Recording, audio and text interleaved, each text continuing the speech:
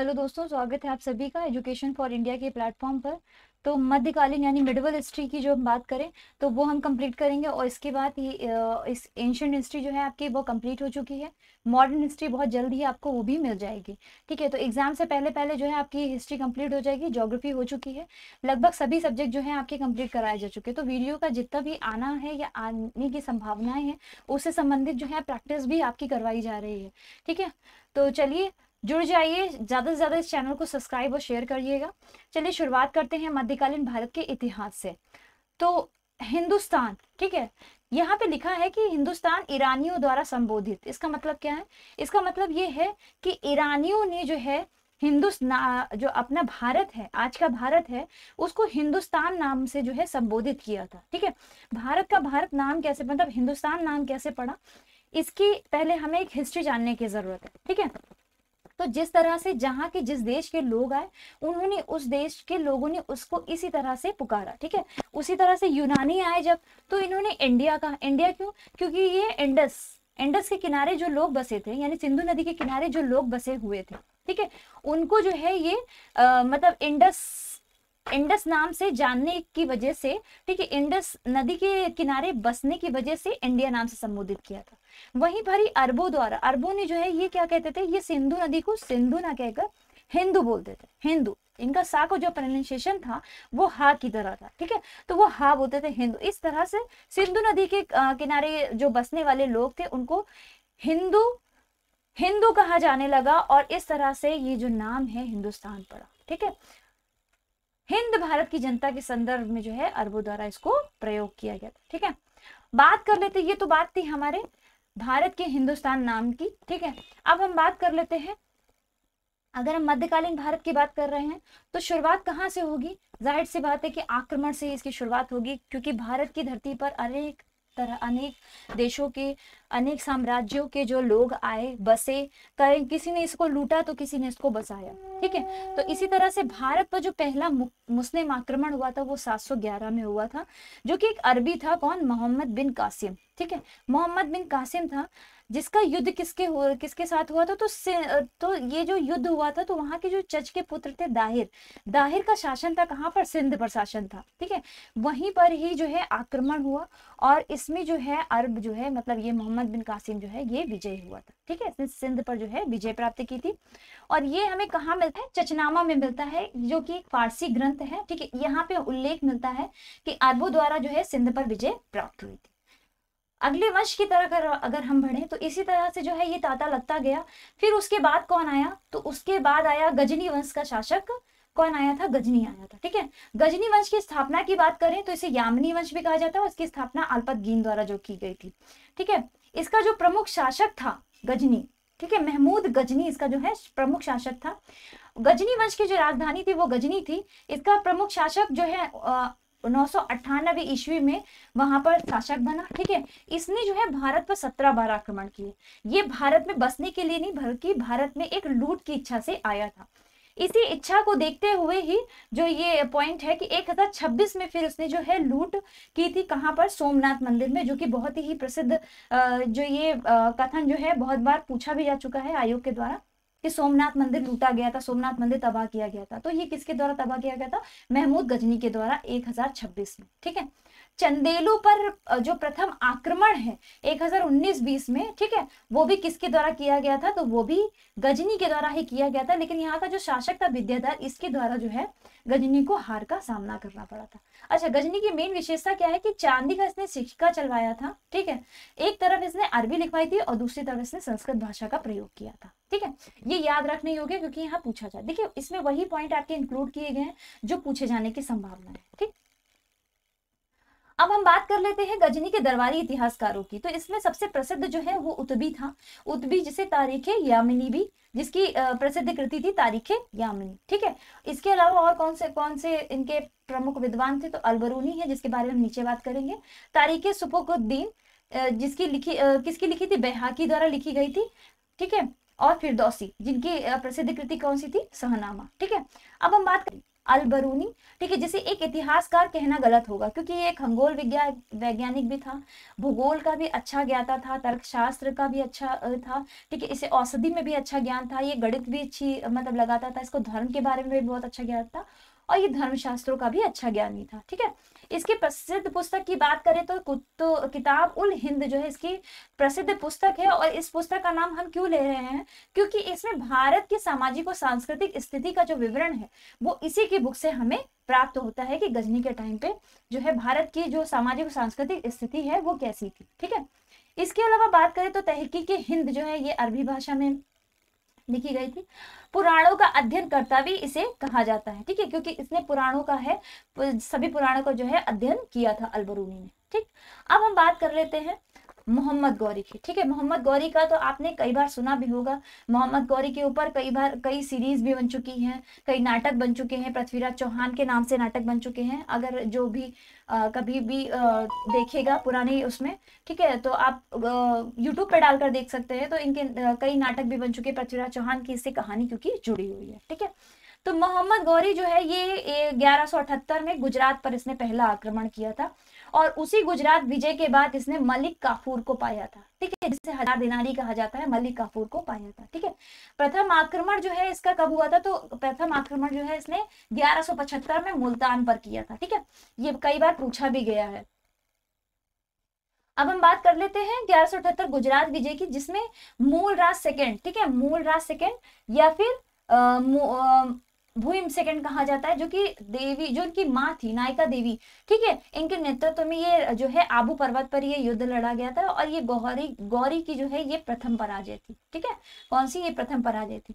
1191 में, जैसा कि मैंने बताया आपको कि जिस नाम से ये ज्यादा चर्चा में था तो वो था मोहम्मद गौरी और पृथ्वीराज चौहान के युद्ध का, तराइन का प्रथम युद्ध जो लड़ा गया था। इसमें क्या हुआ था कि गौरी की जो है हार हुई थी, ठीक है, गौरी की इसमें हार हुई थी, लेकिन गौरी अपनी हार को बर्दाश्त नहीं कर पाया था और वो 1 साल बाद फिर लौटा था 1192, जिसे तराइन का द्वितीय युद्ध कहा जाता है। लेकिन इसमें हुआ क्या था, पृथ्वीराज चौहान को लगा कि गौरी हार गया, वो वापस नहीं आएगा, लेकिन जब वो आया तो वो अपनी दुगनी सेना के साथ, ठीक है, और 2 गुनी ताकत के साथ आया। लेकिन पृथ्वीराज चौहान ने जो है उसको पहले की तरह ही आका कि इसको हम फिर से हरा देंगे, लेकिन ऐसा हुआ नहीं इसमें, बल्कि ये हुआ परिणाम इसका जस्ट उल्टा हुआ कि पृथ्वीराज चौहान को हार का तो सामना करना ही पड़ा, अपना राज्य भी खोना पड़ा और इनकी मृत्यु भी कारागार में हो गई थी, ठीक है, कारागार में इनकी मृत्यु भी हो गई थी।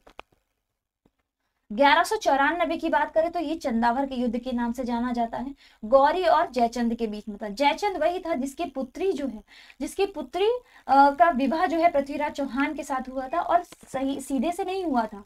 पृथ्वीराज चौहान जो है वो मतलब इनकी पुत्री को जो है भगा ले गए थे, ठीक है। कहीं ना कहीं गौरी को जो सह देने का श्रेय जो है जयचंद को भी जाता है, लेकिन जयचंद को भी नहीं पता था कि गौरी जो है इनसे भी युद्ध लड़ेगा और इन्हें परास्त कर देगा, ठीक है। अब हम बात कर लेते हैं गौरी के सिक्कों के बारे में। तो गौरी ने एक तरफ तो लक्ष्मी की आकृति के सिक्के चलाए थे और दूसरी तरफ इसने क्या करा था कि उसमें दूसरी तरफ अरबी का जो है कलमा खुदवाया था, ठीक है। ये इसकी प्रमुख विशेषता है इसके सिक्कों की और पूछा भी गया है। इसी के बाद ही गौरी के जो है गुलाम थे कौन, कुतुबुद्दीन ऐबक। इन्होंने क्या करा, इनको मतलब गौरी ने इनको भारत में, ठीक है, भारत में शासक घोषित करके इनको भारत में छोड़ दिया था और जो है गौरी जो है वापस लौट जाता है। लेकिन जब भारत में कुतुबुद्दीन ऐबक यहाँ के शासक बन के रहते हैं तब ये दिल्ली में गुलाम वंश की स्थापना करते हैं, जो कि इसका टाइम जो है 1206 से 1290 के मध्य है, ठीक है। पूरे गुलाम वंश की बात कर रहे हैं, पूरे गुलाम वंश का जो टाइम है वो 1206 से 1290 है। लेकिन कुतुबुद्दीन ऐबक की बात करें तो 1206 से 1210 के मध्य जो है इनका टाइम था, ठीक है। ये जो है गुलाम वंश के संस्थापक कहे जाते हैं। इनके टाइम पे जो राजधानी थी वो क्या थी, लाहौर थी, ठीक है। ये जो है तुर्क जाति तुर्क कहलाते थे।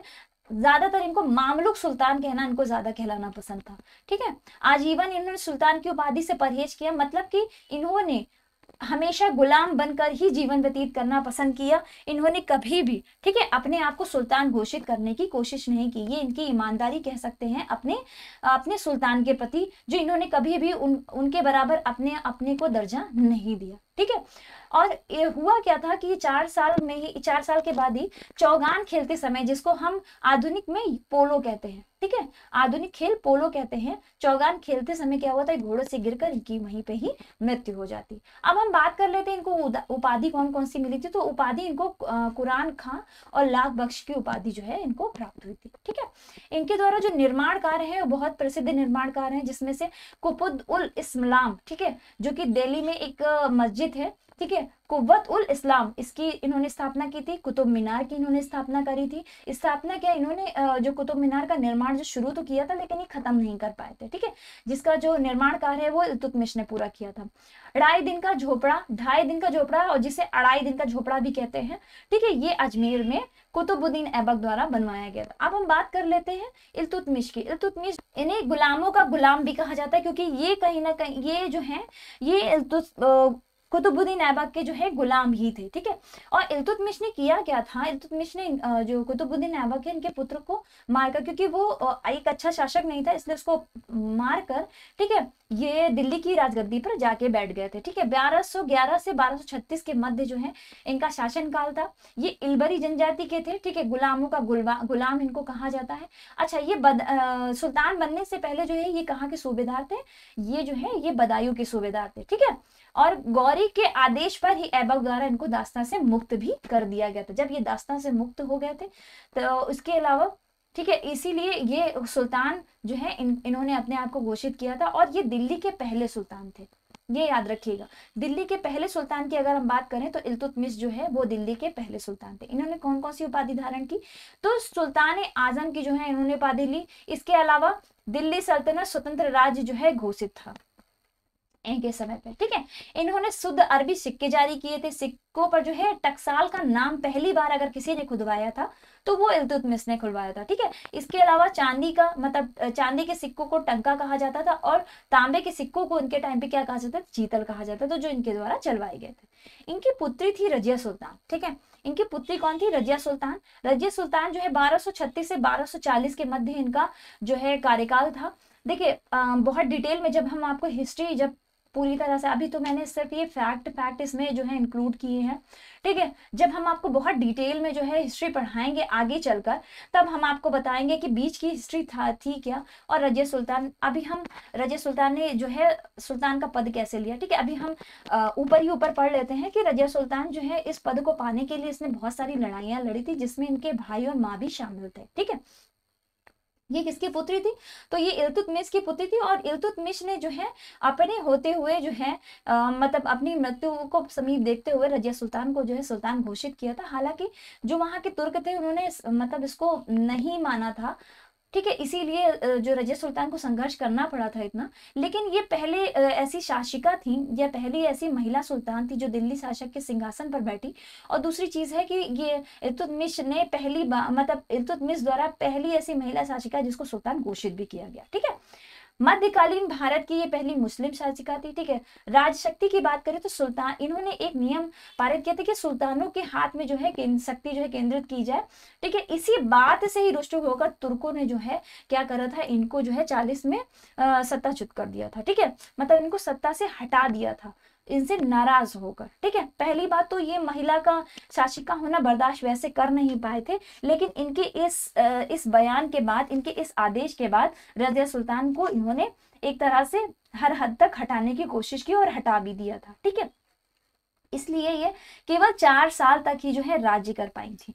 बलवन की बात करें तो तुर्कों में के बीच में से ही एक तुर्क जो है उसको बनाया गया था बलवन, ठीक है। बलवन को जो है दिल्ली की राजगद्दी पर बैठाया गया 1266 से 86 के मध्य इसका शासनकाल था, ठीक है। इसका पूरा नाम क्या था, गयासुद्दीन बलवत था, ठीक है। इसको उलुग खां भी कहते थे, और ये भी उलवरी तुर्क का था, जिस तुर्क के इल्तुतमिश थे, ठीक है।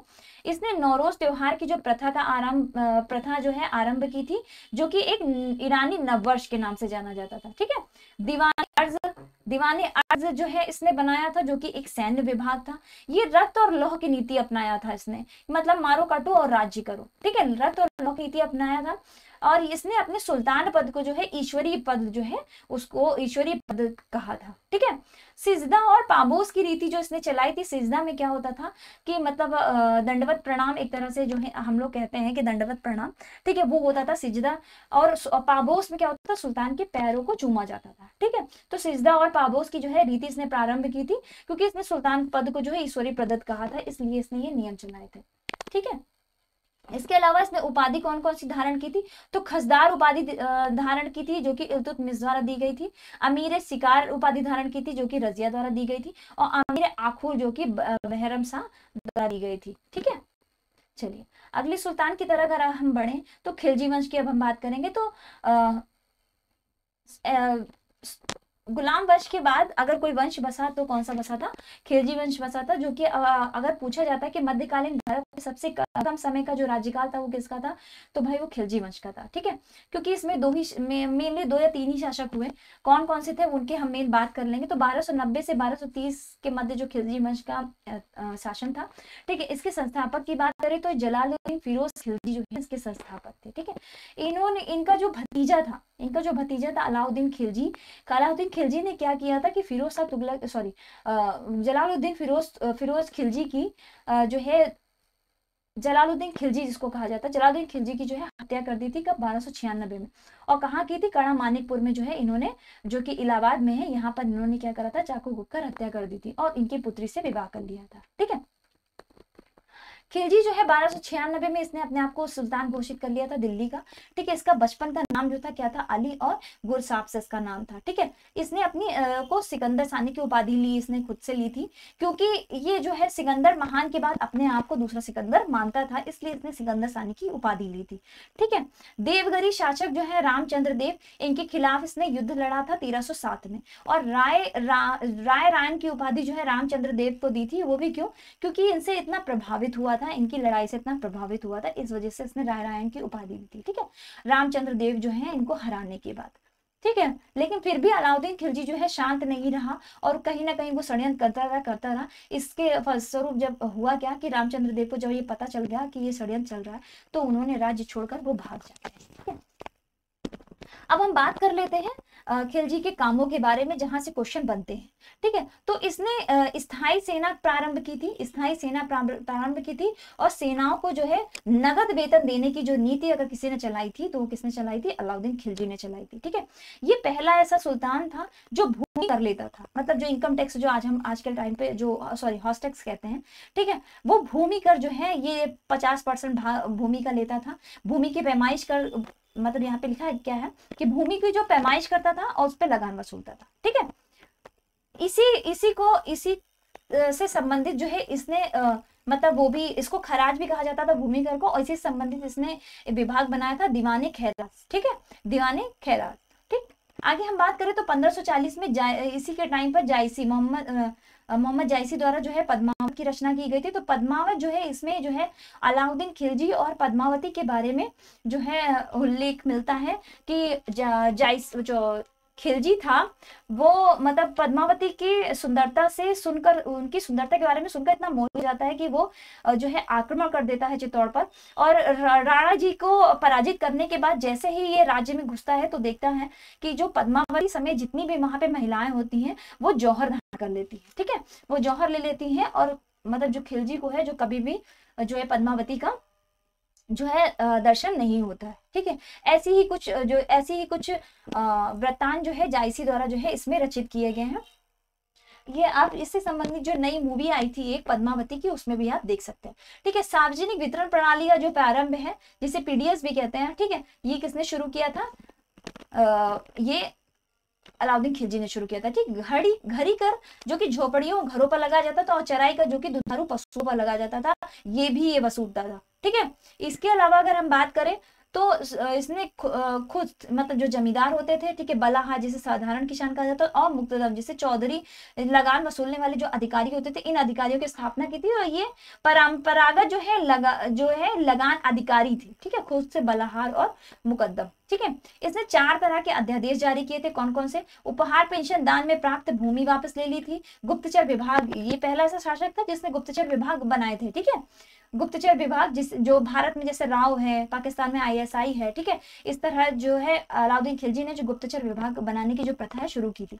मादक द्रव्यों का प्रयोग इसने जो है बंद किया था, जुए का प्रयोग बंद किया था, ठीक है। इसके अलावा क्या किया था इसने, सरदारों और अमीरों की दावतों पे जो विवाह संबंधों पे जो मतलब जो है दावत होती थी, विवाह संबंध होते थे, उन पे प्रतिबंध लगा दिया था। क्यों? क्योंकि इसको ये पता था, जब ये जहां से ये उठकर आया था, इसको ये पता था कि जो ये सरदार और अमीरों की दावतें हैं, इसमें क्या होता था, जो भी करंट में जो शासक होता था उसके खिलाफ जो है इसमें षड्यंत्र रचे जाते थे, इसलिए इसने क्या करा था, इन पर प्रतिबंध लगा दिया था, ठीक है। अलाउद्दीन खिलजी के बाद आ जाता है हमारा तुगलक वंश। 1320 से 1413 के मध्य जो है तुगलक वंश आता है। इस वंश का जो संस्थापक होता है वो गाजी मलिक यानी गयासुद्दीन तुगलक होता है, ठीक है। ये अलाउद्दीन का सेनापति होता है। अलाउद्दीन के बाद जो है ये तुगलक वंश की स्थापना करता है, और तो इसका जो टाइम होता है वो 1320 से 1325 के मध्य होता है, ठीक है। इससे पहले जब ये सुल्तान बनने से पहले दीपालपुर का जो है राज्यपाल हुआ करता था, ठीक है। और ये इसके बारे में जो सबसे ज्यादा जो प्रसिद्ध चीज है वो ये है कि तो ये पहला ऐसा शासक था जिसने नहरों का निर्माण कराया था, और नहरों के निर्माण की जो प्रथा है यहाँ से प्रारंभ हुई थी, ठीक है। बलवन जो है ये बलवन का दास था, ठीक है। इसका अन्य नाम क्या था, इसका अन्य नाम गाजी बेग और गाजी तुगलक भी था। गाजी मलिक भी था, गाजी बेग भी था, गाजी तुगलक भी था, गयासुद्दीन तुगलक भी था, ठीक है। तो किसी भी नाम से पूछे तो आप कंफ्यूज नहीं होंगे। इसने तुगलकाबाद यानी दिल्ली का निर्माण कराया था, ठीक है। और ये जो है लगान का कितना उपज वसूलता था, तो 1/5 या फिर 1/3 भाग जो है वसूलता था, और अकाल में क्या करता था, ये लगान माफ कर देता था, ठीक है। इसने इसके अलावा नस्ल और बटाई प्रथा का भी प्रारंभ किया था। अब हम बात कर लेते हैं मोहम्मद बिन तुगलक की। मोहम्मद बिन तुगलक जो कि 1325 से 1351 के मध्य इनका राज्य था, ठीक है। ये वैसे तो बहुत ही अच्छे और बहुत ही मतलब कह सकते हैं कि दिमागदार, विद्वान और बहुत ही शिक्षित राजा था, लेकिन राजा के तौर पर अगर हम कहें तो ये सफल नहीं हो पाया था, क्योंकि इसने जो भी नीतियां चलाई वो सब फेल होती गई, चाहे जो भी हो, चाहे सांकेतिक मुद्रा चलाना हो, चाहे अपनी दिल्ली हस्तांतरण करना हो, जो भी करा इसने, ये सब फेल होता गया, ठीक है। और इस तरह से इसके टाइम पे जो था सरकारी खजाना सारा समाप्त हो जाता है, और सरकारी खजाने समाप्त होने के साथ ही साथ ये जो है दिवालिया घोषित हो जाता है, ठीक है। बात करते हैं पहले हम इसके बारे में, तो ये एक विद्वान था, ठीक है, एक शिक्षित शासक था, और दीवाने अमीर कोही की जो स्थापना है इसने कृषि के लिए की थी, ठीक, कृषि का विभाग था दीवाने अमीर कोही, ठीक है। इसकी राजधानी जो है दिल्ली से दौलताबाद हुई थी। बताया जाता है कि दिल्ली में जब लोगों ने बहुत ज्यादा इसके खिलाफ शिकायतें करना शुरू की थी, बहुत ज्यादा इसको उल्टा सीधा कहना शुरू किया था, तब इसने क्या करा था, अपनी राजधानी जो है दिल्ली दौलताबाद कर ली थी, ऐसा ऐसा कहा जाता है, ठीक है। लेकिन जो दौलताबाद से जो इसकी जो सेना थी, जो इसकी मतलब राज्य के लोग थे, जो मतलब इसकी प्रजा थी, जब इसका जो है हस्तांतरण करना पड़ा दौलताबाद में, तो इन्होंने क्या करा कि वो उनके हाथ जो भी लगा, जैसे जो भी चीजें थी, जो भी उनके हाथ में आया वो सब वो उठाकर मतलब वैसे ही ले गए थे, और इस तरह से जितनी भी प्रजा थी उनका पूरा घर बार सब कुछ यहाँ पे उजड़ गया था, ठीक है। लेकिन फिर यही इन्होंने फिर से ये किया कि दौलताबाद से फिर दिल्ली लौटे, और इस चक्कर में क्या हुआ कि एक तरह से कह सकते हैं कि इनका शासन काल में जो टाइम था, जो समय था, वो जो इनकी जो प्रजा थी वो इनके विद्रोही हो गई थी, ठीक है। हिंदू त्योहार जो होली होता था इसमें क्या करता था, ये भाग लेता था, ठीक है। और इब्न बतूता इसके टाइम पे आया, जो कि मोरक्को से आया था, और दिल्ली का इसको काजी नियुक्त किया गया था मोहम्मद बिन तुगलक के दौरान, और इसके द्वारा जो लिखी किताब थी वो कौन सी थी, किताब उल रहला, ठीक है। हमने जैसे कि बात किया था कि इसने सांकेतिक मुद्रा जो है चलाई थी, देखिए विदेशों में भी सांकेतिक मुद्रा जो चलाई गई थी, लेकिन वो फेल हो गए थे, ठीक है।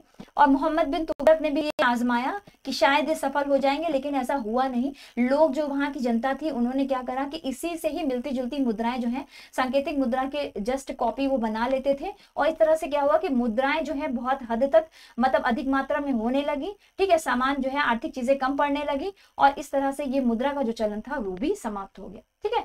इसके जो समकालीन जो साम्राज्य था वो कौन सा था, विजयनगर साम्राज्य था, जो 1336 में हरिहर बुक्का द्वारा स्थापित किया गया था। इसके बारे में हम आगे बात करेंगे, ठीक है। अब हम बात कर लेते हैं फिरोज शाह तुगलक। फिरोज शाह तुगलक के बारे में कहा जाता है कि ये ब्राह्मण, ये बहुत ही ज्यादा उदार टाइप मतलब उदार तरह के सुल्तान थे, ठीक है। ये इन्होंने क्या करा था, इन्होंने ब्राह्मणों पर जजिया कर हटा दिया था, और ये अशोक के 2 स्तंभ जो है मेरठ और टोपरा से दिल्ली भी लाए थे, ठीक है। इन्होंने दीवान खैरात की स्थापना की थी, जो कि गरीबों के लिए थी, गरीबों के लिए बहुत दान दया करते थे। दारुल सफा की स्थापना की, जो कि खैराती एक अस्पताल इन्होंने खोला था जिसे दारुल सफा नाम दिया था। ठीक है, दीवाने बंदगान, ठीक है, दाशों की देखभाल के लिए इन्होंने जो विभाग बनाया वो दीवाने बंदगान था। रोजगार दफ्तर, ठीक है, जो हद से ज्यादा उस टाइम पे रोजगार देने का अगर किसी को श्रेय जाता है तो फिरोज शाह तुगलक को जाता है। ठीक है, जिसमें इन्होंने रोजगार दफ्तर बनाया था। लोक निर्माण विभाग बनाया था जिसमें इन्होंने 300 नवीन नगर निर्माण करवाए थे, जिसमें से सबसे ज्यादा प्रसिद्ध फतेहाबाद, हिसार, फिरोजपुर, जौनपुर और फिरोजाबाद। ठीक है, इसके अलावा इनके टाइम पे जो है एक सांस्कृतिक ग्रंथ जो है फारसी अनुवाद इन्होंने करवाया था संस्कृत ग्रंथ का। ठीक है, इन्होंने 5 बड़ी नहरों का निर्माण करवाया था। देखिए फिरोज शाह तुगलक जो है इनके सबसे ज्यादा अगर बात करें तो इनके कामों की बात करेंगे हम। ठीक है, क्योंकि इनके काम से ही क्वेश्चन बनते भी हैं। ठीक है, इन्होंने कौन कौन से काम किए, कौन कौन से विभाग बनवाए, ठीक है, इस पर ही विचार करेंगे। तो 5 बड़े नगरों का जो है निर्माण करवाया। आगे बढ़ते हैं, आगे हम बात करेंगे इस वंश के अंतिम शासक के बारे में। तो इस वंश का अंतिम शासक जो था वो नासिरुद्दीन महमूद तुगलक था। ठीक है, नासिरुद्दीन महमूद तुगलक था। तैमूर आक्रमण इसी के टाइम पे हुआ था 1398 में, जिसने तैमूर ने जो है भारत में बहुत ज्यादा लूटपाट की थी। ठीक है, ये पंजाब के इसी के टाइम पे जो है पंजाब का सूबेदार था खिज्र खां, उसने अपने आप को स्वतंत्र घोषित भी किया था। ये तुगलक वंश का जो है अंतिम शासक था और यहीं से ही जो है इसके अंत से ही तुगलक वंश का भी अंत हो गया था। इसी के बाद आ जाता है लोधी वंश। तो लोधी वंश से पहले था सैयद वंश। ठीक है, अगर हम सैयद वंश की बात करें थोड़ा सा जिक्र कर लेते हैं, हालांकि ये यहाँ से क्वेश्चन ना ही बनते हैं और ना ही पूछे जाते हैं। ठीक है, जब नासिरुद्दीन महमूद जो तुगलक था, ठीक है, जब इसके टाइम पे तैमूर जो आक्रमण हुआ था तो तैमूर ने क्या करा था कि तैमूर ने दिल्ली सल्तनत के साथ साथ तुगलक वंश का भी जो है एक तरह से कह सकते हैं दोनों ही नष्ट कर दिए थे। ठीक है, तो इसी के साथ उसके बाद ही नासिरुद्दीन जो है इसकी मृत्यु हो जाती है। और जो सरदार थे, जैसा कि मैं बताया आपको कि जो सरदार थे उन्होंने क्या करा था कि 1413 में दौलत खां को जो है दिल्ली का सुल्तान बनाया। लेकिन जो खिज्र खां जो है ये सैयद वंश का संस्थापक था। ठीक है, खिज्र खां ने जो है दौलत खां को मार कर, ठीक है, उसको पराजित कर जो है खुद को जो है क्या कर रहा था, राजा घोषित कर दिया था। कहाँ का? दिल्ली का। ठीक है, खिज्र खां जो है ये तैमूर द्वारा नियुक्त लाहौर का जो था सूबेदार था और तैमूर के आक्रमण के बाद 1414 में उसे दिल्ली पर अधिकार कर एक नया वंश जो है सैयद वंश की स्थापना की थी। ठीक है, तो सैयद वंश के बारे में ना ही पूछा जाता है यूपीट्रिपल से, इसलिए इसको मैंने किया नहीं जो है कवर, लेकिन आपको बीच में जानने की जरूरत थी इसलिए मैंने आपको बता दिया कि खिज्र खां को मतलब इसके बाद जो है सैयद वंश है उसको अपदस्थ करने के बाद लोधी वंश की स्थापना हुई 1451 से 1526 के मध्य। ठीक है, और लोधी वंश की जो स्थापना हुई किसने की थी? बहलोल लोधी ने की थी, इसका संस्थापक था। ठीक है, इसे बहलोल शाह गाजी भी कहा जाता है। इसने जौनपुर पर विजय प्राप्त की और बहलोली नाम के सिक्के चलाए। ठीक है, और इसी का ही जो उत्तराधिकारी तीसरा पुत्र जो है वो निजाम खां होता है। बहलोल लोधी के बारे में ठीक है इतना ही था। निजाम खां जो है वो सिकंदर शाह लोधी, ठीक है, निजाम खां को ही सिकंदर शाह लोधी भी कहते हैं, जो कि इस बहलोल लोधी का तीसरा पुत्र था। इस ये लोधी वंश का महानतम शासक भी कहा जाता है। ठीक है, इसने 1504 में आगरा शहर की स्थापना की थी और उसे ही अपनी जो है राजधानी भी घोषित किया था। इसने एक नाप का पैमाना चलाया था जहां से क्वेश्चन बनता भी है कि गज सिकंदरी, ठीक है, गज सिकंदरी का जो आरंभ है वो किसने किया था? वो सिकंदर शाह लोधी ने किया था। ठीक है, और ये क्या करता था? ये गुलरुखी नाम से, ठीक है, गुलरुखी के उपनाम से क्या करता था? कविता लिखा करता था, क्योंकि ये एक बहुत ही अच्छा कवि भी था।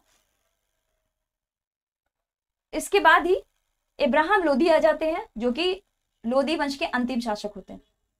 1518 में इसने महाराणा सांगा से खातोली का युद्ध किया था, जिसमें जो है लोधी जो है परास्त होता है। ठीक है, लोधी को हार का सामना करना पड़ता है। इसने 2 महत्वपूर्ण युद्ध लड़े थे, खातोली युद्ध और पानीपत का युद्ध, जिसमें दोनों में ही इसको जो है पराजय का सामना करना पड़ा था। 1526 में इसने पानीपत का प्रथम युद्ध हुआ था जो कि बाबर और इब्राहिम लोधी के मध्य हुआ था, जिसमें जो है इब्राहिम लोधी जो है मारा गया था। और ये पहला ऐसा शासक था जो युद्ध के मध्य में, ठीक है, युद्ध के मध्य में मतलब युद्ध के मैदान में ही जाकर मैदान के बीच में इसको मारा गया था। ठीक है, बाबर के द्वारा। ठीक है, और यहीं से ही क्या होता है? यहीं से ही हमारे मुगल वंश की जो है स्थापना होती है।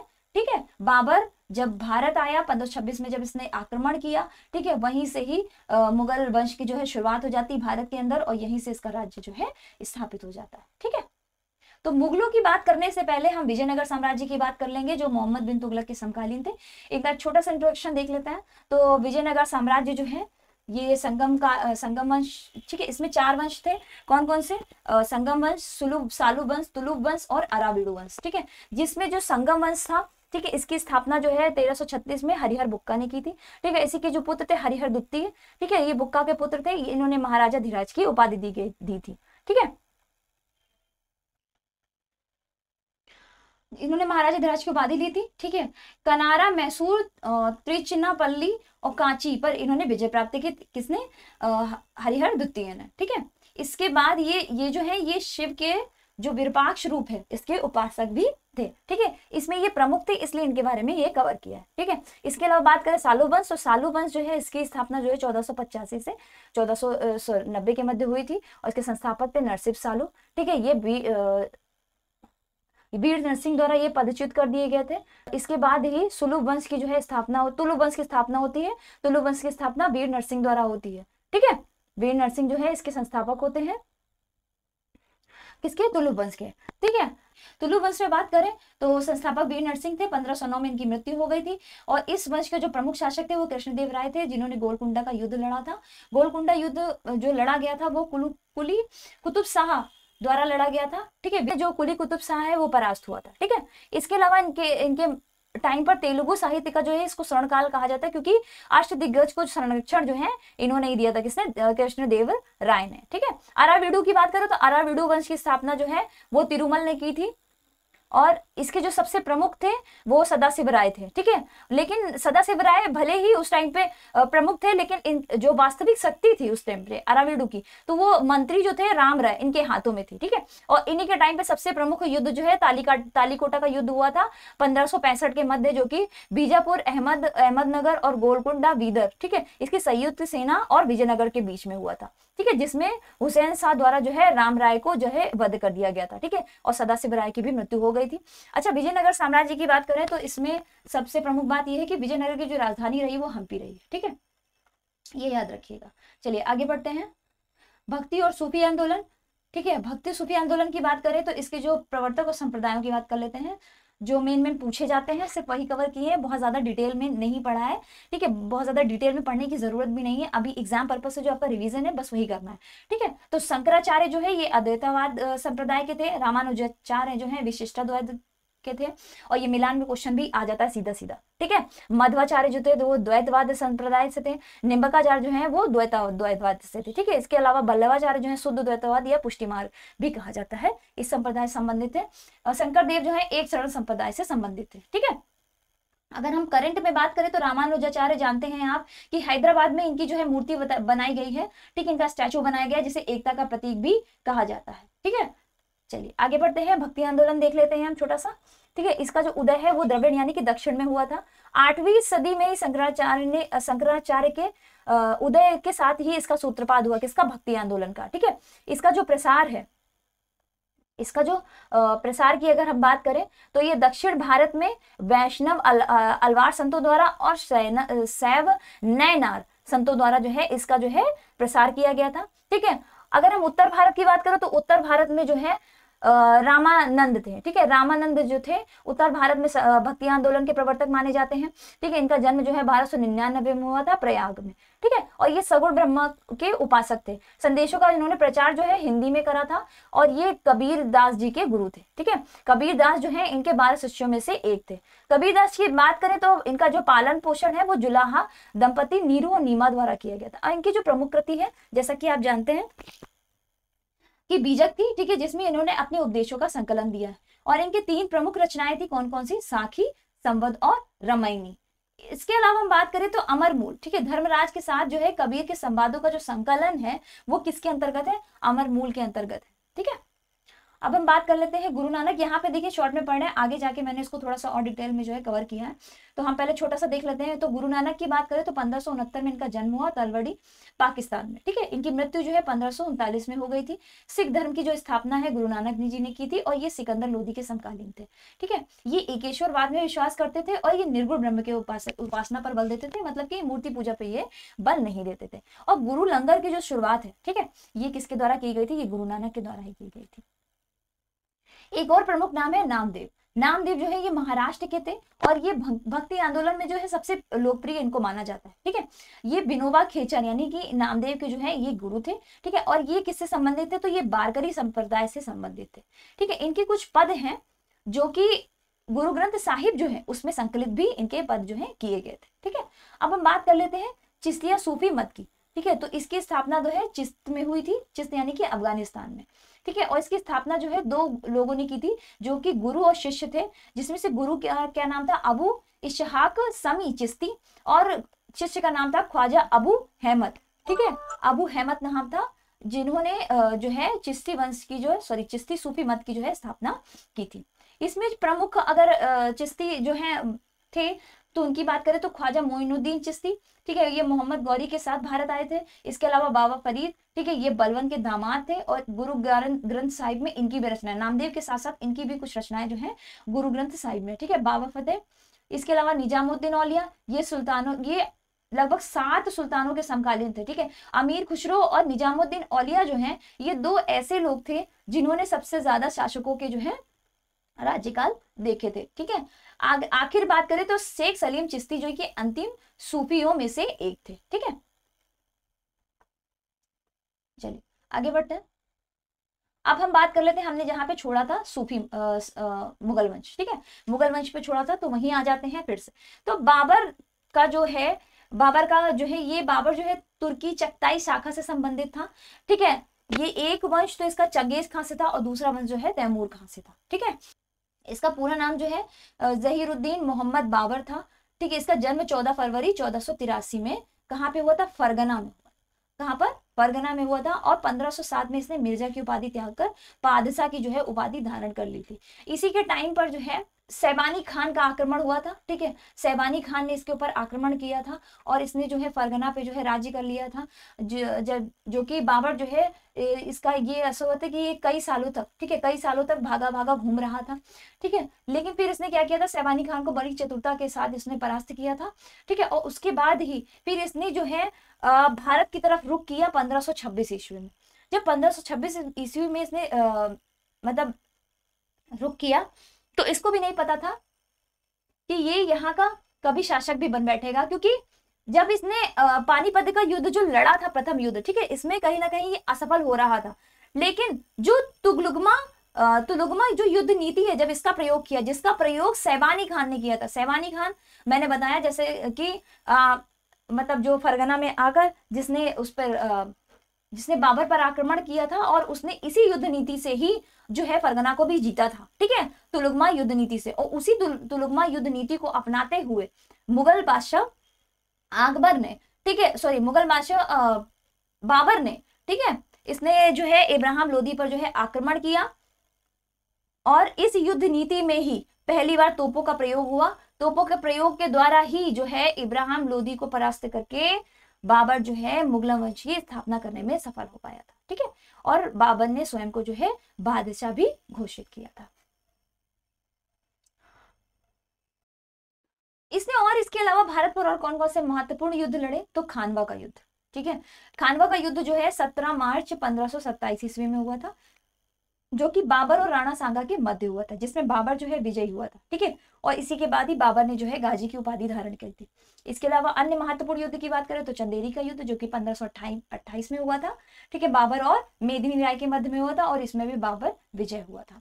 घाघरा के युद्ध की बात करें तो 5 मई 1529 में बाबर और महमूद लोदी के मध्य हुआ था। ठीक है, बाबर का यह अंतिम युद्ध था और 1530 में बीमारी के चलते जो है बाबर जो है मृत्यु इसकी हो गई थी। इसी के बाद ही, ठीक है, जो हुमायूं है इनको जो है बादशाह घोषित किया गया था। ये ज्येष्ठ पुत्र थे बाबर के। ठीक है, बाबर के अन्य भाइयों की बात करें तो कामरान, अस्करी और हिंदाल इनके अन्य भाई थे, जो कि अन्य बाबर की जो अन्य पत्नियां थी उनसे थे। ठीक है, इनका जन्म जो है हुमायूं का 1508 ईस्वी में हुआ था और ये माँ माहम बेगम के जो है पुत्र थे। इनकी माँ जो थी माहम बेगम थी। ठीक है, 1532 ईस्वी में इन्होंने चुनार दुर्ग पर जो है प्रथम आक्रमण किया था। ठीक है, और शेरखा द्वारा जो है हुमायूं हुमायूं की जो है अधीनता स्वीकार कर ली थी किसने, शेर खान ने चुनार के प्रथम युद्ध में। तो 4 प्रमुख युद्ध थे जो हुमायूं के, और अक्सर एग्जाम में पूछे भी जाते हैं, तो हम वहां बात करते हैं।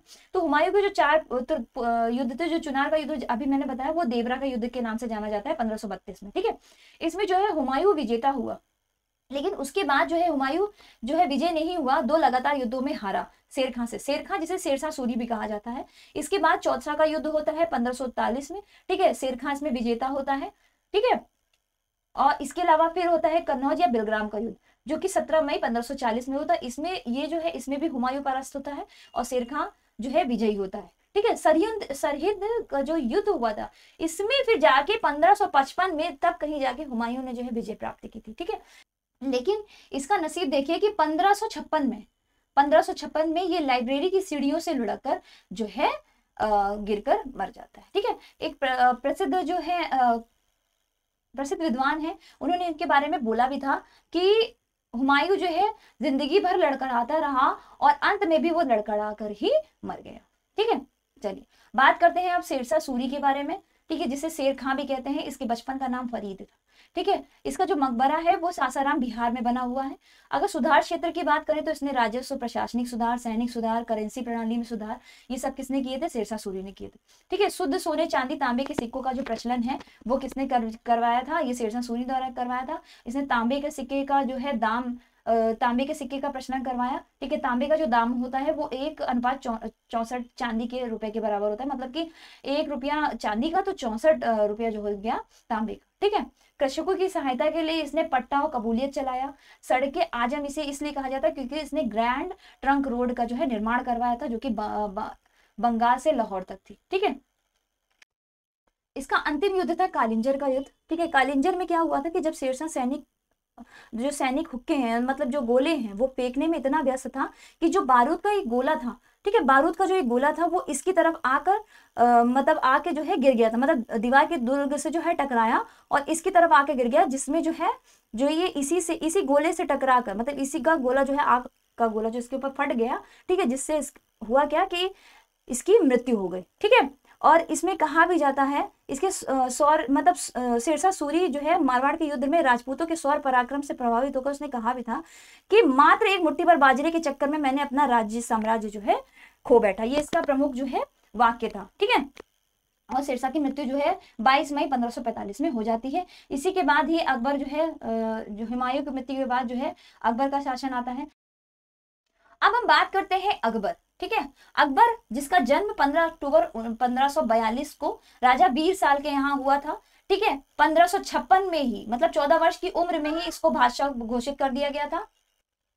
और इस टाइम पे इनके संरक्षक कौन थे, बैरम खां थे, ठीक है, इनके संरक्षक थे, जिसे अपना वकील भी नियुक्त किया था अकबर ने, और खाना की इनको उपाधि भी दी गई थी। अकबर का जो पूरा नाम क्या था, जलालुद्दीन मोहम्मद अकबर इनका नाम था, ठीक है। आमेर के राजा बिहारी मल, ठीक है, बिहारी मल की जो पुत्री थी हरका खां, इनके साथ जो है इनका विवाह हुआ था और इन्हीं से ही जो पुत्र हुए थे कौन, जहांगीर का जन्म हुआ था, ठीक है। और ये एलिजाबेथ प्रथम के जो है समकालीन थे कौन, अकबर, ठीक है। इनका समर्थक की बात करें तो ये चिश्तिया संप्रदाय को इन्होंने ये समर्थक थे, ठीक है। 1562 में इन्होंने दास प्रथा को समाप्त किया।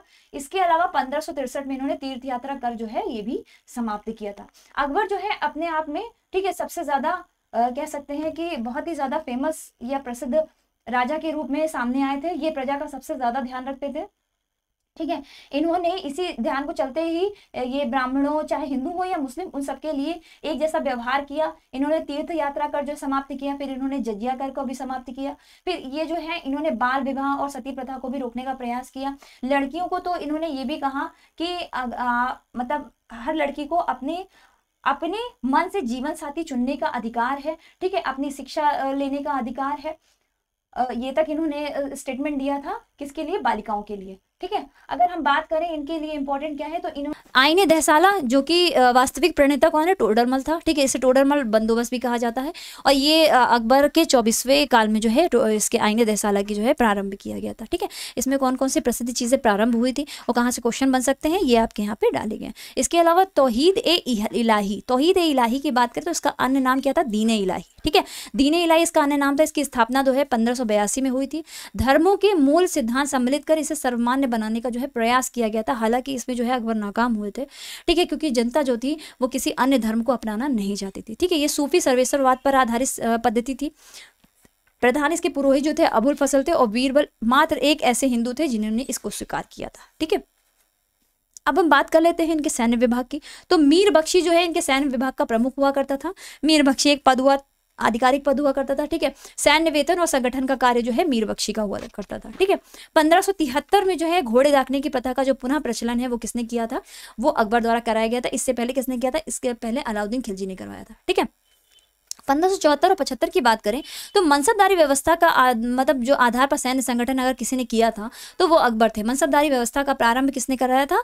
तो अकबर द्वारा सबसे पहले प्रारंभ करवाया गया था, ठीक है। ये 3 प्रकार के इसमें मनसब होते थे, मनसबदार होता था, अमीर होता था और अमीर आजम होता था, ठीक है। इन्होंने अपने शासन के 11वें वर्ष इसका प्रारंभ कराया था। मध्य एशिया से इसको आयात किया गया था, मतलब मध्य एशिया से ये विचार उठाया गया था।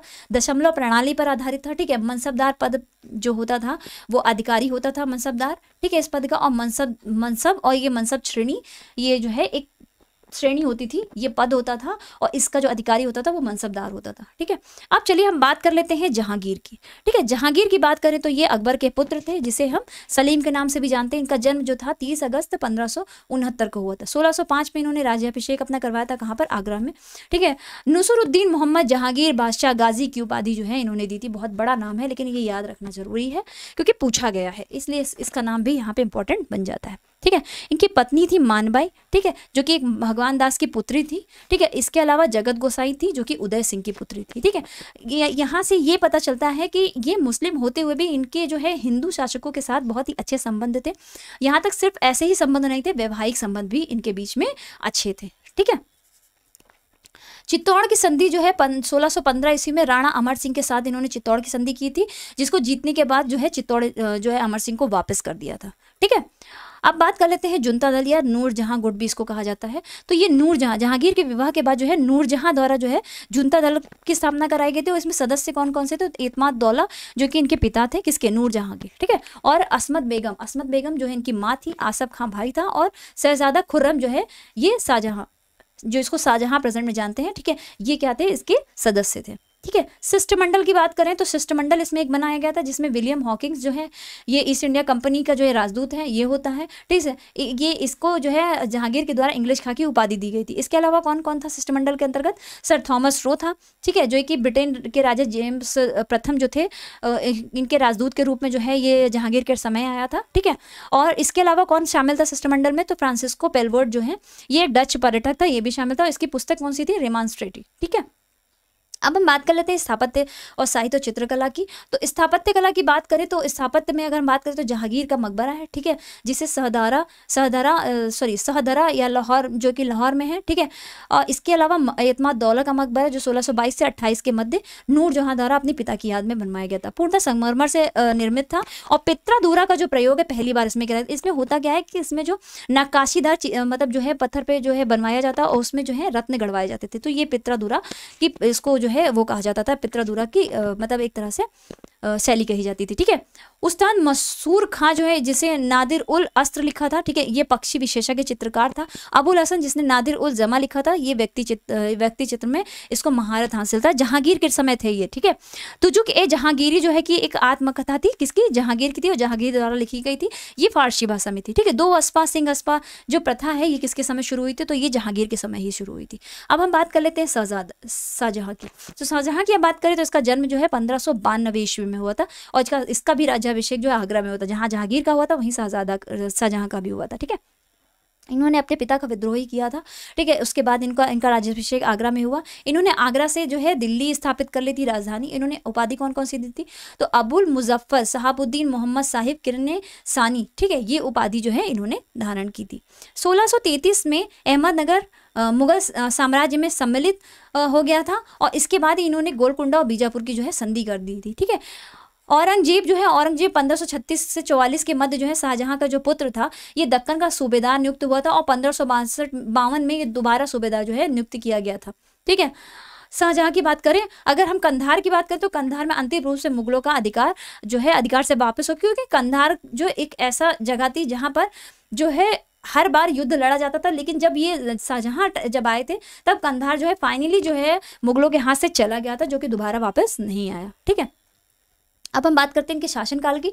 तो मुगल काल का स्वर्ण काल कहा जाता है किसको? शाहजहां के काल को। ठीक है, फारसी भाषा में 2 शैली चलाई थी, भारतीय और यूरानी चलाई थी।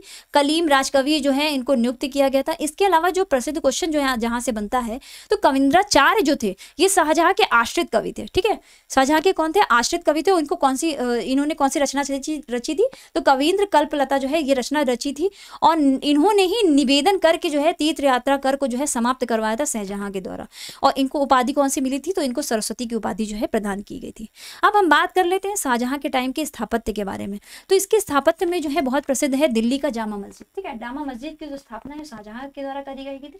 इसके अलावा आगरा का ताजमहल जो कि बहुत प्रसिद्ध है और 7 अजूबों में से एक माना जाता है, इसकी स्थापना की थी। दीवाने आजम, दीवाने आम, दीवाने खास, लाल किला, शीश महल, मोती मस्जिद, आगरा, इन सब की स्थापना किसने करवाई थी? शाहजहां ने करवाई थी। इसके अलावा प्रसिद्ध अगर हम बात करें दिल्ली का शाहजहानाबाद, ठीक है, नामक जो नए नगर की स्थापना जो है ये भी किसने करवाई थी? शाहजहां ने। सिद्धा जो है और पाबोस की जो प्रथा थी वही जो बलबन ने शुरू की थी, इसको जो है शाहजहां ने समाप्त कर दिया था।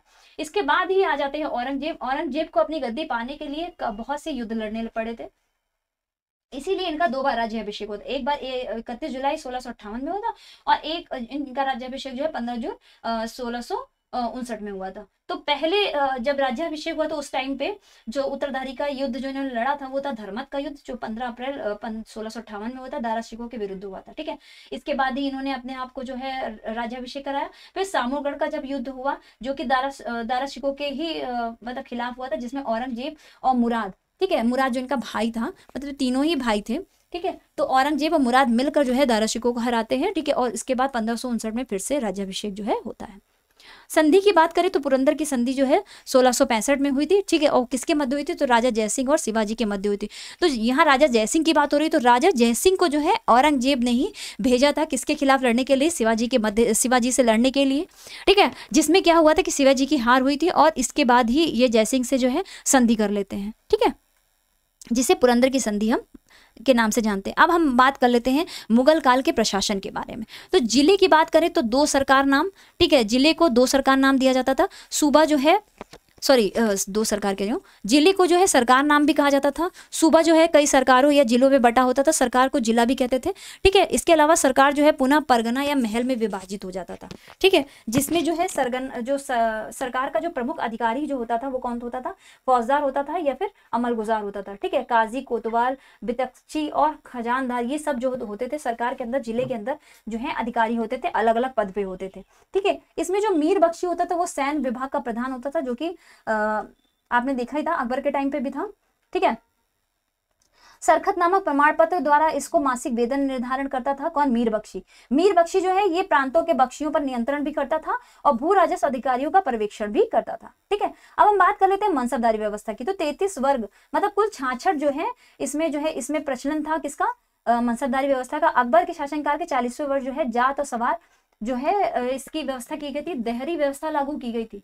इसमें पहली कोटि में जो है जात के अनुरूप सवार होते थे, इनमें 3 कोटियां थी। ठीक है, और दूसरी कोटि में जो होते थे आधे सवार होते थे, और तीसरी कोटि में आधे से कम सवार होते थे। जात जो इनका होता था ये उच्च पद होता था। ठीक है, जात जो है उच्च पद होता था, लेकिन सवार पद जो है इसको निम्न पद कहा जाता था। अच्छा, ये वंशानुगत नहीं होता था, ये याद रखिएगा। जो ये मनसबदार जो होता था ये वंशानुगत नहीं होता था। ये जो जात और प्रथा जो पद मिलते थे इनको जात के सवार के, ये वंशानुगत नहीं होते थे, ये इंसान की काबिलियत के अनुसार जो है दिए जाते थे अकबर के टाइम पे। ठीक है, अब हम बात कर लेते हैं सिक्के कैसे कैसे चले मुगल काल में। तो अकबर के टाइम पे जो है राम सीता आकृति वाले सिक्के चले थे, जिसमें राम सिया देवनागरी लेख से युक्त सिक्के चले थे। ठीक है, और इसके अलावा देवनागरी युग से सिक्के, इसके अलावा दाम जो था वो तांबे का सिक्का था, और ये ₹4 के 40वें भाग के बराबर होता था। जहांगीर की बात करें तो जहांगीर के टाइम पे जो सिक्के चले थे वो सिक्कों पर जो है अपनी आकृति अंकित करवाता था, और कैसे करवाता था कि हाथ में जो है एक शराब का प्याला लिए रहता था। ठीक है, हाथ में जो है शराब का एक प्याला लिए रहता था, और ऐसे खड़े होकर वो उसने अपनी जो है सिक्कों पर एक आकृति अंकित कराई थी, और कुछ पर इसने जो है जहांगीर के साथ नूरजहां का नाम भी लिखवाया था। अब हम बात कर लेते हैं मुगल कालीन चित्रकला के बारे में। तो मुगल कालीन जो चित्रकला थी वो अकबर के टाइम पे जो है तानसेन जो है संगीतज्ञ थे इनके, जो कि ध्रुपद गायक के द्रुपद गायक थे ये, ठीक है। नवरत्नों में से एक थे अकबर के, कौन? तानसेन, ठीक है। और इनको क्या कंठा भर वाणी विलास की उपाधि भी धारण थी, क्योंकि तानसेन का जो गला था वो बहुत ही ज्यादा अच्छा था, कि कहा जाता है कि इनके गाने पर ही मतलब क्या होता था कि साम्राज्य में कहो तो आग लग जाती थी, या फिर इनके गाने में इतनी ज्यादा इनकी जो कह सकते हैं कि गायन शैली जो थी, ठीक है, ये रागों का ऐसा मेल मिलाते थे कि बारिश भी हो जाया करती थी, ठीक है। मोहम्मद शाह रंगीला, मोहम्मद शाह रंगीला की बात करें तो ये इसने जो है ख्याल गायन का जो है ये लोकप्रिय था, इसको लोकप्रिय बनाया था, ख्याल गायन को जो है इसने लोकप्रिय बनाया, किसने? मोहम्मद शाह रंगीला। इसके बारे में हम आगे बात करेंगे, अभी कुछ मुगल शासक जो है रह गए, इनके बारे में हम आगे बात करेंगे। पहले हमने सोचा कि मुगल साम्राज्य की जो मतलब जो स्थापत्य है इसके बारे में कंप्लीट करा दें, और उसके साथ ही मतलब आखिरी जो है उनके आखिरी जो शासक है उनके बारे में बता करके, ठीक है, आपकी यहाँ पे modern history sorry middle history जो है समाप्त हो जाएगी, ठीक है।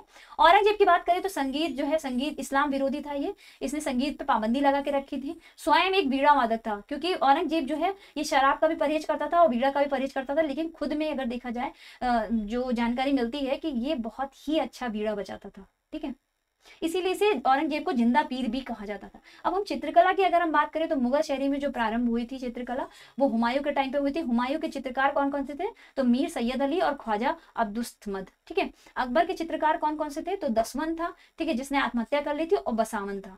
जहांगीर के चित्रकारों की अगर हम बात करें तो अबू हसन था, ठीक है, नादिर उल जमा जिसकी उपाधि ली थी जिसने, उस्ताद मसूर था, नादिर उल अस्त्र की उपाधि इसको मिली थी, ठीक है। मुगल चित्रकला का स्वर्ण युग कहा जाता है जहांगीर के काल को, क्योंकि जहांगीर के काल पे ही के समय ही चित्रकला का जो है ये फली फूली थी, ठीक है। चित्रकला का जो कुशल पारखी किसको कहा जाता है? तो जहांगीर को कहा जाता है, ठीक है। अब हम बात कर लेते हैं विदेश यात्रियों की। तो शाहजहां के समय कौन आया था? तो ट्रेवेनियर, यानी ट्रेवनियर जिसे कहते हैं, ठीक है, ये भारत आया था और 6 बार इसने भारत की यात्रा की थी, और उसकी पुस्तक कौन थी? Travels in India. चलिए अब हम आगे बात कर लेते हैं मनुची की। ये एक इतावली यात्री था, ठीक है, और ये दारा शिको के समय आया था। दारा शिको जो कि औरंगजेब के भाई शाहजहां के पुत्र थे, ठीक है, और ये क्या है? चिकित्सक था, ठीक। आगे हम बात करें हॉकिंग जो है 1608 से 1611 के मध्य जहांगीर के समय आया था। टॉमस रो 1605 से 1619 के मध्य जहांगीर के समय आया था। यहाँ तक रॉल्फ फिच जो है ये 1585 से 1586 के मध्य अकबर के समय आया था, ठीक है। अब हम बात कर लेते हैं मुगल साम्राज्य के अंत शासकों के बारे में। तो बहादुर शाह प्रथम जो था 1707 से 1712 के मध्य था, ठीक है। 1707 में जो है औरंगजेब की मृत्यु हो जाती है, उसी के बाद बहादुर शाह प्रथम जो है ये शासक बनता है। इसका अन्य नाम क्या था? साहिब बेखबर। ये एक तो पहली बात तो बहुत ही बूढ़ा था, ठीक है, दूसरी बात इसको पता ही नहीं रहता था कि राज्य में हो क्या रहा है, तो इसे साहिब बेखबर और शाह आलम भी कहा जाता था। इसके बाद जो आए थे जहांदार शाह आए थे 1712 से 13 के मध्य, एक ही साल इनका राज्यकाल था। जुल्फिकार खां की सहायता से इसने गद्दी प्राप्त की थी और फर्रुख सियर से ये परास्त हो गया था, ठीक है, और 1713 में इसकी हत्या कर दी गई थी, क्योंकि ये जो शासक था ये बहुत ही ज्यादा बहादुर शासक नहीं था, ठीक है। फर्रुख सियर इसीलिए आसानी हुई थी इसको शासन हासिल करने में। 1717 1719 के मध्य जो 2 साल तक ही फर्रुख सियर रह पाया। इसने एक फरमान दिया था अपने टाइम पर अंग्रेजों को कि 3000 रुपए ने, इसके अलावा अंग्रेज जो है इनको जो है चुंगी से जो है छुट्टी मिल जाएगी, मतलब चुंगी नहीं देना पड़ेगा। 3000 में ये आयात निर्यात हर तरह का व्यापार जो है कर सकते हैं, ठीक है। चलिए आगे हम बात करते हैं मुहम्मद शाह। मुहम्मद शाह जो है 1719 से 1748 के मध्य ये शासक रहा। मुगल शासन का मयूर सिंहासन पर जो है बैठने वाला ये अंतिम शासक कहा जाता है, ठीक है। नादिर शाह का जो आक्रमण है इसी के टाइम पे हुआ था, जो कि करनाल का युद्ध था, ठीक है। इसमें मुगल सेना जो है परास्त हो गई थी, ठीक है। इसका मुगल शाह का जो अन्य नाम क्या था? रंगीला नाम था, क्योंकि ये बहुत ही रंगीन मिजाज का था। इसके जो है ये दारू शराब ये सब बहुत ज्यादा करता था, ठीक है। शाह आलम द्वितीय 1759 से 1806 के मध्य था। इनका मूल नाम जो है अली गौहर था, ठीक है। अंग्रेजों द्वारा दिल्ली पर अधिकार हो गया था इनके टाइम पर और इनको गद्दी से हटा दिया गया था। बहादुर शाह सेकंड ये आखिरी मुगल शासक थे, ठीक है। 1837 से 57 के मध्य थे।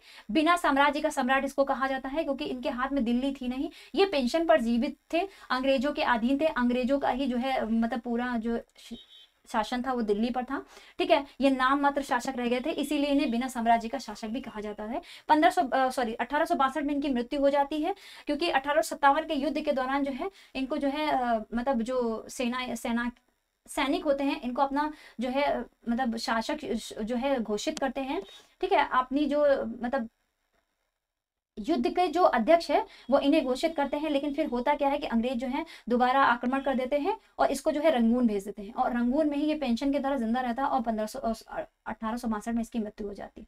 अब हम बात कर लेते हैं मराठा राज्य की। मराठा में अगर हम बात करें, शिवाजी जो कि औरंगजेब के समय थे, इनका जन्म जो है सिवनेर दुर्ग में हुआ था, राजधानी जो है रायगढ़ में, ठीक है। 1665 में जो है जयसिंह के साथ इनकी पुरंदर की संधि हुई थी, जो कि औरंगजेब द्वारा जो भेजा गया था जयसिंह, ठीक है, इसी के साथ इनकी जो संधि हो जाती है।